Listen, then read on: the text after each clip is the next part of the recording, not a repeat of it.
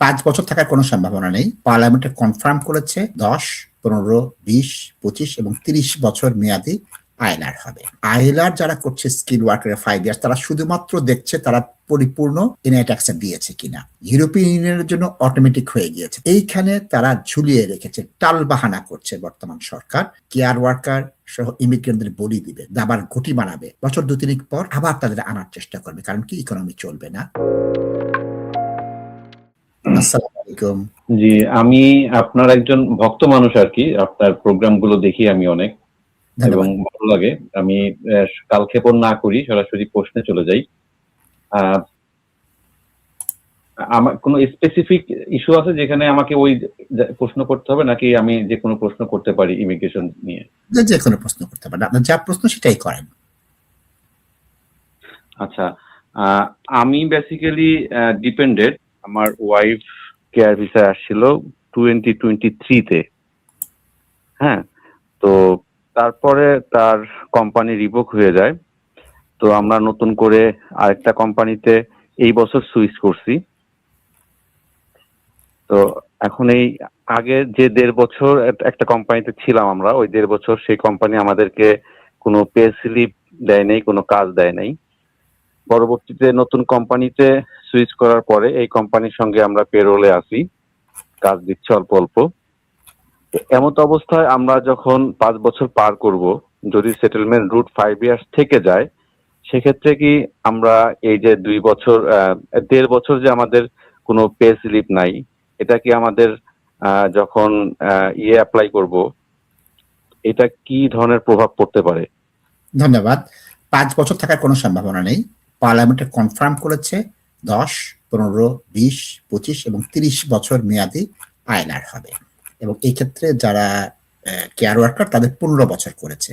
Care worker যারা এসেছেন, যেটাকে বর্তমান গভর্নমেন্ট বরিস ওয়েক বলছে, তাদেরকে 15 বছর পর আইএলআর দিবে।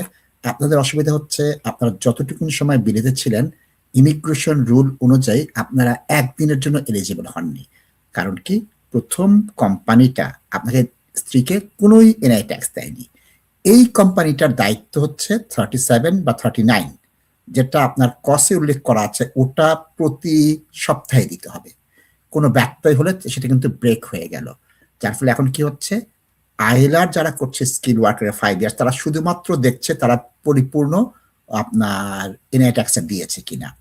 ইউরোপিয়ান ইউনিয়নের জন্য অটোমেটিক হয়ে গিয়েছে। তারা কি করছে, ইউরোপিয়ান ইউনিয়নের যারা বাসিন্দা আছেন, তারা সেটেলমেন্টের জন্য অ্যাপ্লাই করতে পারে না, তাদের অটোমেটিক দিয়ে দিচ্ছে। তারা দেখতেছে ওই ইউরোপিয়ান ইউনিয়নের বাসিন্দা, তিনি 5 বছরে ট্যাক্স কি দিয়েছেন, তার ট্রিটি রাইট এক্সারসাইজের জন্য কি সেটা দিয়েছেন। ঠিক একই জিনিসটা স্কিল ওয়ার্কারদের জন্য প্রযোজ্য হচ্ছে। দুর্ভাগ্যজনক হচ্ছে কি, ফার্স্ট জিনিসটা 5 বছর থাকছে না, এটা নিশ্চিতভাবে 15 বছর হয়ে যাচ্ছে। এখন এটা কি নতুনদের জন্য অ্যাপ্লাই করবে নাকি পুরনদের জন্য অ্যাপ্লাই করবে, এই বিষয়টা এখনো সুরাহা হয়নি, এই ফয়সালাটা দেয়নি। তবে কেয়ার ওয়ার্কারদের জন্য আইএলআর 15 বছর হবে। নতুন কেয়ার ওয়ার্কারদের জন্য হতে পারে, বিদ্যমান কেয়ার ওয়ার্কারদের মধ্যে হতে পারে। এইখানে তারা ঝুলিয়ে রেখেছে, টালবাহানা করছে বর্তমান সরকার। তবে সরকার যেটা চাচ্ছে, মে মাসে যে ইলেকশন, সেই ইলেকশন থেকে জেতার জন্য তারা সবার জন্য, পুরনোদের নতুনের জন্য করে দিবে। মামলা করো, মামলা করলে আদালত দেখবে, কারণ এই সরকার তো টেকার সম্ভাবনা নেই। সরকার বলছে আমি তো ভরাডুবি হব, আমার তো পরাজয় নিশ্চিত, কোনোভাবে টিকে থাকতে পারি কিনা। এই কেয়ার ওয়ার্কার সহ ইমিগ্রেন্টদের বলি দিবে, দাবার ঘুটি বানাবে, বছর 2-3 পর আবার তাদের আনার চেষ্টা করবে, কারণ কি ইকোনমি চলবে না।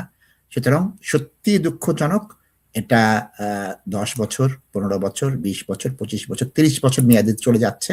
প্রশ্ন একটাই, কাদের জন্য প্রযোজ্য? বর্তমানে যারা আছে তাদের জন্য না নতুন জন্য? অপেক্ষা করতে হবে এই উত্তর পাওয়ার জন্য।